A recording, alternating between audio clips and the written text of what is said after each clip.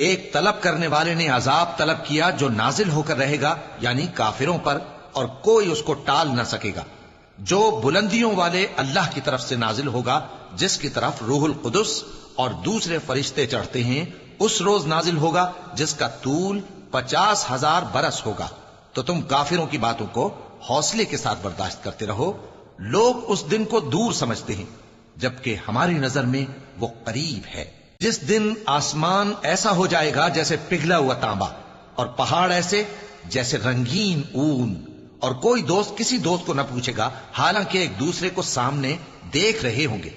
اس روز گناہگار چاہے گا کہ کسی طرح اس دن کے عذاب کے بدلے میں سب کچھ دے دے، یعنی اپنے بیٹے اور اپنی بیوی اور اپنے بھائی اور اپنا خاندان جس میں وہ رہتا تھا، اور جتنے آدمی زمین پر ہیں، غرض سب کو دے ڈالے، پھر اپنے آپ کو عذاب سے چھڑا لے۔